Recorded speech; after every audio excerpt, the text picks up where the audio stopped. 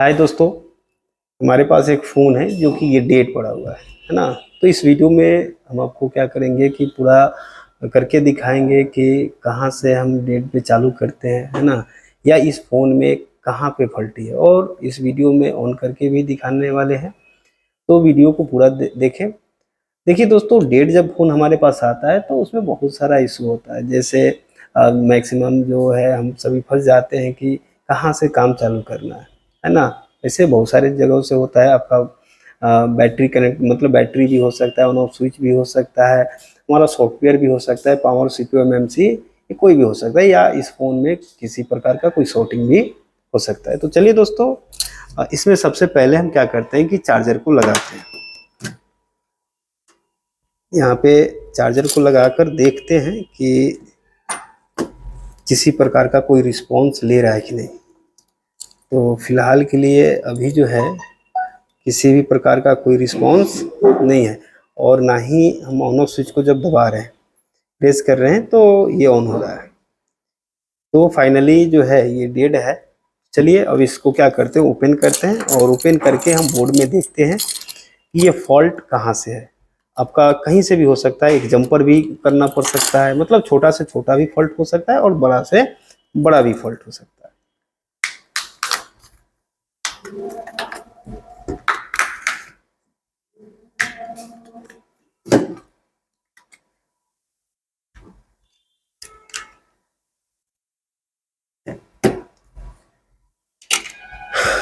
यहाँ पे देखेंगे कि ऑलरेडी यहाँ पे पहले से काम किया गया है ना। जो कि ये देखेंगे इधर भी हिट लगा हुआ है। तो एक बार बैटरी को डिस्कनेक्ट करके और फिर से कनेक्ट करते हैं, और कनेक्ट करके चार्जर को लगाते हैं। तो किसी प्रकार का कोई रिस्पॉन्स नहीं दिखा रहा है, इधर भी किसी प्रकार का रिस्पॉन्स नहीं है। फिर से बैटरी को हम रिकनेक्ट करके देखते हैं, लेकिन किसी भी प्रकार का कोई रिस्पॉन्स नहीं है। और यहाँ भी दबा कर देखते हैं ऑन ऑफ स्विच को प्रेस करके, और कोई रिस्पॉन्स नहीं आ रहा है। चलिए इसको ओपन करते हैं, और ओपन करके अब फाइनली देखते हैं।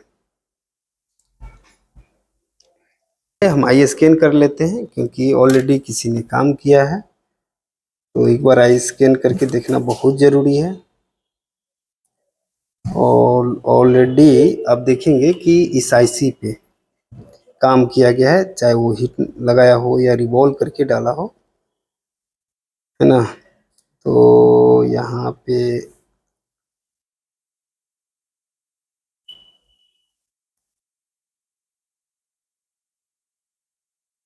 डेट फोन आता है तो सबसे पहले उस बोर्ड की कंडीशन को देखना चाहिए। जो कि चलिए अब यहाँ पे हम बोर्ड की कंडीशन को देख रहे हैं। सबसे पहले हम बैटरी कनेक्टर पे चेक कर लेते हैं। तो यहाँ पे हमारा किसी प्रकार का कोई शॉर्टिंग नहीं दिखा रहा है। उसके बाद अब यहाँ पे चलते हैं, जो कि हमारा VPH। अब देखेंगे तो VPH के रास्ते में जो कॉइल लगा हुआ है वो हमारा ग्राउंड से शॉर्ट बता रहा है। यहाँ भी लाइट सेक्शन के पास देख रहे हैं, तो यहाँ भी हमारा शॉर्ट दिखा रहा है। तो इसमें जो फॉल्ट है ये हमारा VPH शॉर्टिंग का है ना। तो इसमें ये भी हो सकता है कि जिस बंदा ने इसको रिवॉल्व करके डाला है, तो हो सकता है उससे ये शॉर्टिंग आ गया हो, या हमारा कोई कंपोनेंट शॉर्ट हो, या पहले से भी इसमें शॉर्टिंग रहा हो। तो चलिए क्या करते हैं कि इसमें पहले देख लेते हैं कि शॉर्टिंग है कहाँ पे।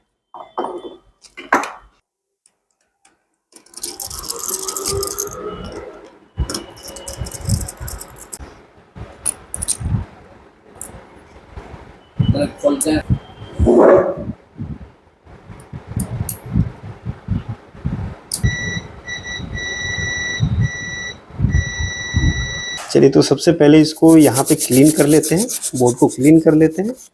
और बोर्ड को क्लीन करने के बाद तब हम चेक करेंगे कि शॉर्टिंग कहाँ पे है।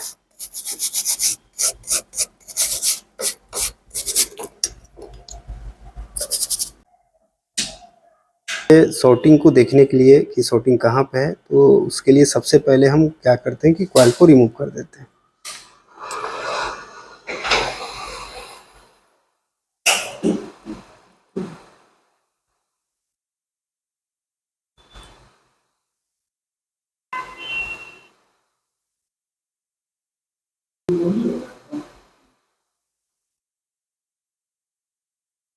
हमने क्या किया कि कॉइल को रिमूव कर दिया है, और रिमूव करने के बाद जो कि कॉइल रिमूव करने से क्या होता है कि इस ट्रैक को हमने तोड़ दिया है ना। जो बीपीएच लाइन जो होता है, जो कि ये सीरीज में लगा होता है, तो हमने तोड़ दिया।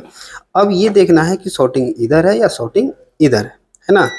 चलिए फिर से ग्राउंड पे प्रोप को रखते हैं, एक प्रोप को, और दूसरे प्रोप से बारी बारी से दोनों टीपीपी चेक करेंगे। तो जैसा कि यहाँ पे देख रहे हैं, तो किसी प्रकार का कोई बीप नहीं है, बट यहाँ पे रखे तो यहाँ पे बीप बता रहा है, मतलब शॉर्टिंग जो है इसके आउटपुट में, मतलब जो यहाँ से इन की आईसी से जो आउट किया उसमें शॉर्टिंग नहीं है, लेकिन कॉइल के द्वारा जो आउट किया अगले सिरा से, तो उसमें शॉर्टिंग है। तो अब हमें क्या करना है कि ये वीपीएस की सप्लाई है, वीपीएच का ट्रैक है, जो कि यहाँ पे 2.8 से लेकर 4.2 की सप्लाई बनता है। तो यहाँ पे हमें तकरीबन 4 वोल्ट के आसपास में अगर हम सप्लाई देकर चेक करें, तो हमें पता चल जाएगा कि शॉर्टिंग कहाँ पे है। इसके अलावा हम थर्मल कैमरा से भी चेक कर सकते हैं कि शॉर्टिंग कहाँ पे है ना। तो अभी हम क्या करेंगे कि नॉर्मल डीसी पावर सप्लाई से यहाँ पे सप्लाई को देंगे, और सप्लाई देने के बाद हमें देखना है कि कौन सा कंपोनेंट, कौन सी आईसी हमारा हीट हो रहा है ना। हीट वही होगा जो हमारा कंपोनेंट या आईसी शॉर्ट होता है। तो चलिए यहाँ पे हम सप्लाई देंगे डीसी पावर सप्लाई के अकॉर्डिंग, और पहले क्या करते हैं कि एक बार देख लेते हैं कि कहाँ पे हीट हो रहा है। तो यहाँ पे हम डीसी पावर सप्लाई के अकॉर्डिंग क्या कर दिए कि नेगेटिव प्रोवाइड कर दिया, और यहाँ पे प्रॉप के माध्यम से जहाँ पे शॉर्ट था, जो शॉर्टिंग बता रहा था, इस टीपी पे हमें इस टीपी पे कुछ देर के लिए ये करना है। और जैसा कि हमने जब आई स्कैन किया था, तो पता चला था कि यहाँ जो है पावर आईसी के पास हमें थोड़ा सा गड़बड़ दिख रहा था, एक कंपोनेंट। तो एक उंगली को हम यहाँ पे रख लेते हैं, और रखने के बाद फिर से यहाँ पे क्या करते हैं कि एक बार सप्लाई देकर चेक करते हैं, और ये सप्लाई दिए तो हमारा हीट जो है ना इधर महसूस हो रहा है। तो चलिए आपको क्या करते हैं कि हम इधर दिखाते हैं, है ना, रोजिन वगैरह का इस्तेमाल करके आपको दिखाते हैं।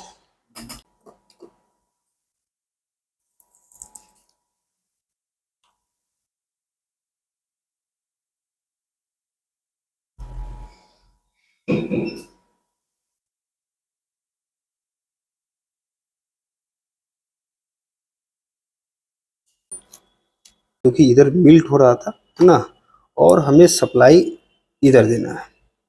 तो अगर इधर सप्लाई देते हैं, तो हम वीडियो में आपको ये नहीं दिखा पाएंगे कि इधर कौन सा पहले मिल्ट हो रहा है ना।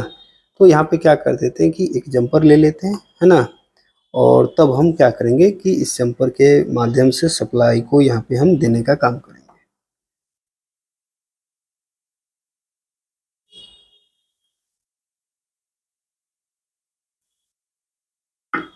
पावर सप्लाई से इसको कनेक्ट करते हैं, जो कि यहाँ पे हम निगेटिव कनेक्ट करेंगे, है ना, ग्राउंड पे, और यहाँ पे पॉजिटिव को कनेक्ट करना है। कनेक्ट करने के बाद अभी हम सप्लाई आउट नहीं किए हैं, जो कि अब इधर क्या करते हैं, इसको पलटी कर देते हैं, और पलटी करने के बाद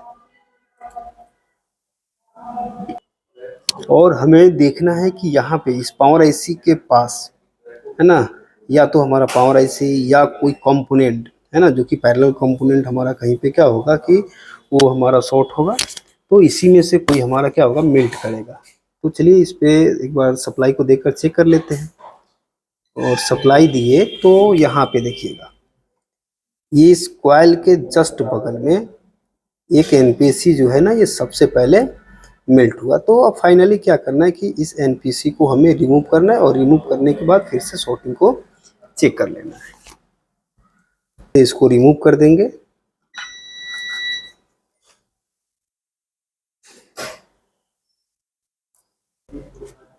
कि ये वाला जो एनपीसी है, इसे हम फाइनली रिमूव कर देते हैं, और इसको ट्यूजर के माध्यम से यहाँ पे हमने इसको रिमूव किया। तो देख रहे हैं कि ऑलरेडी जो है ये हमारा जला पड़ा हुआ है।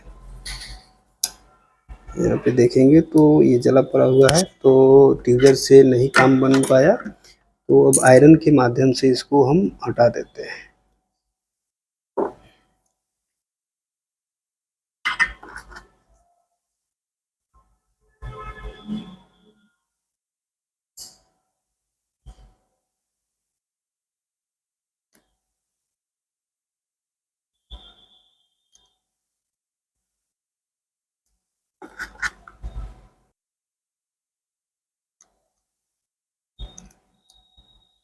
कर दिया और अब क्या करेंगे कि यहाँ पे इसको क्लीन कर लेना है, क्लीन कर लेना है। और यहाँ पे जो कंपोनेंट था उस कंपोनेंट को हमें यहाँ पे फंसा हुआ है तो इसको बाहर कर लेते हैं।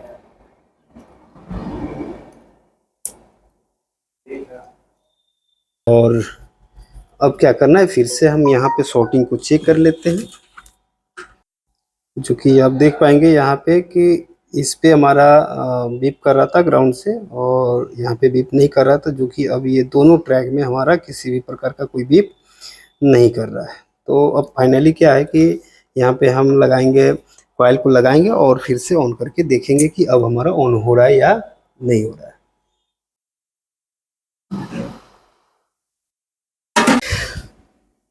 थोड़ा सा क्लीन कर लेते हैं और क्लीन करने के बाद अब क्या करेंगे कि इसको चेक करेंगे,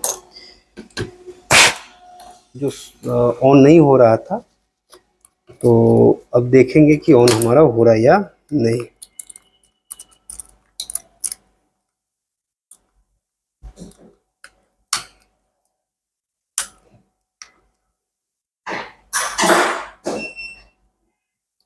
सभी कनेक्टर को लगा दिया और अब हमें क्या करना है कि ऑन ऑफ स्विच को प्रेस करना है और प्रेस करके देखेंगे तो ये देखिए फाइनली हमारा क्या हो चुका है, ऑन हो चुका है। दोस्तों अगर आपको भी इस प्रकार का रिपेयरिंग सीखना है तो दिए गए नंबर पे संपर्क करें। साथ ही साथ यहाँ पे मोबाइल के अलावा और भी गैजेट का काम सिखाया जाता है, जैसे लैपटॉप है, डेस्कटॉप है, LCD, LED, printer, AC, fridge, home appliances का, ये सभी का काम सिखाया जाता है। तो दोस्तों अगर इसमें से कोई भी किसी भी प्रकार का गैजेट का काम अगर सीखना हो तो दिए गए नंबर पे संपर्क